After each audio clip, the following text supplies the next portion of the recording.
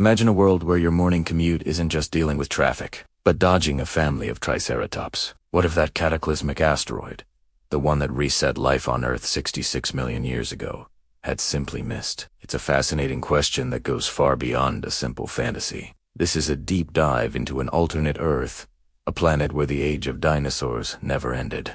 Get ready to rethink everything you know about history, evolution, and our place in the world. Forget everything you think you know about human dominance. On this alternate Earth, we would absolutely not be at the top of the food chain. For millions of years, dinosaurs were the undisputed rulers of this planet.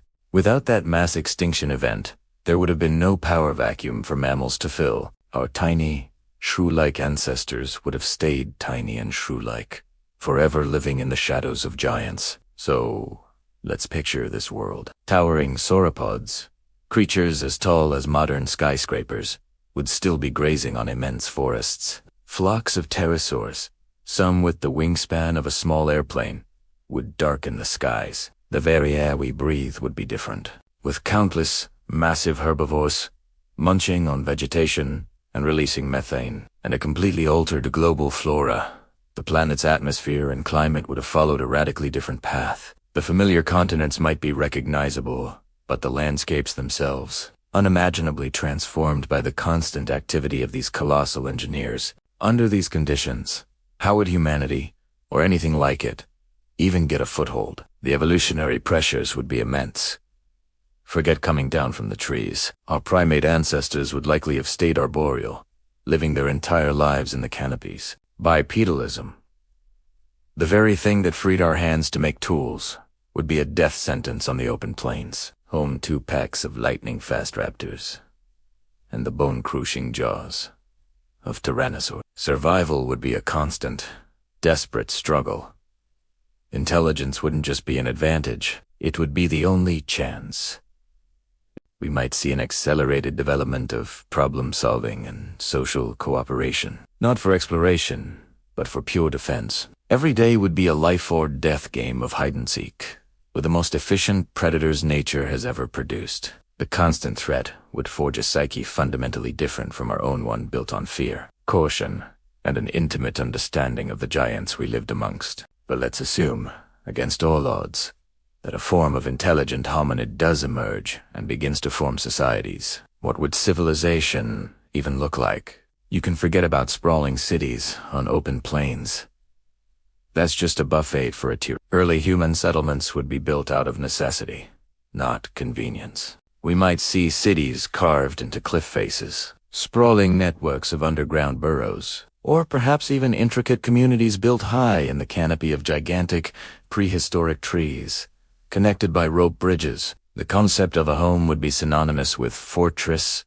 Agriculture, the cornerstone of our civilization, would be a logistical nightmare. How do you protect your crops when a single herd of hadrosaurs could trample and devour your entire year's harvest in a matter of minutes? How do you raise livestock when velociraptor packs are constantly testing your defenses? Farming would have to be done in heavily fortified compounds, perhaps in mountain valleys or on isolated plateaus. This constant struggle for food would mean societies would be smaller, more localized, and far less likely to produce the surpluses needed for rapid growth and expansion. Humanity might develop a siege mentality, forever focused on defense and survival rather than art, philosophy, or exploration. So, could we ever reach a modern, technological age in this Jurassic world? It's a difficult proposition. Technological development would be driven by a completely different set of needs.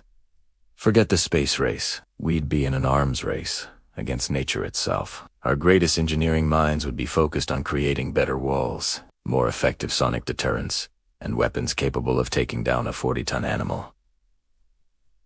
Transportation would be revolutionized. Highways would be suicide alleys. Perhaps we'd develop heavily armored high-speed trains to move between fortified cities. Or maybe the constant threat from the ground would push us to conquer the skies much earlier. We might have personal flight vehicles and massive airships, allowing us to travel above the danger, looking down on the herds of sauropods and the hunting grounds of the great carnivores. This brings us to the ultimate ethical dilemma. If we did, through sheer tenacity and ingenuity, become a technologically advanced civilization, what would our relationship with the dinosaurs be? Would we see them as monsters to be exterminated, leading to a new, human-caused mass extinction? Or would we see them as a resource to be exploited, leading to dino ranches and industrialized hunting? Perhaps a more enlightened path would emerge. Maybe we would develop a deep, complex relationship built on coexistence. We could become the ultimate wildlife managers, using our technology to create vast nature preserves, studying and protecting the magnificent creatures we share our planet with. Imagine a world where conservation isn't just about saving a few endangered species, but about managing an entire planetary ecosystem of giants. The science of paleontology wouldn't exist. It would be zoology. This alternate reality forces us to confront how fragile our own journey has been. Our rise to dominance wasn't guaranteed. It was the result of a chance cosmic event, living in a world where we were not the masters, where we were just one part of a complex and dangerous tapestry of life, would have made us a fundamentally different species. It's a humbling thought, isn't it? That our entire existence, our cities, our art, our dreams, all of it is built upon the silent graves of the dinosaurs. Thanks so much for exploring this incredible what-if with me today. It really makes you think, doesn't it? If you enjoyed this journey into an alternate timeline, please hit that like button, and be sure to subscribe and turn on notifications so you don't miss our next deep dive. What alternate history should we explore next? Let me know in the comments below. See you next time.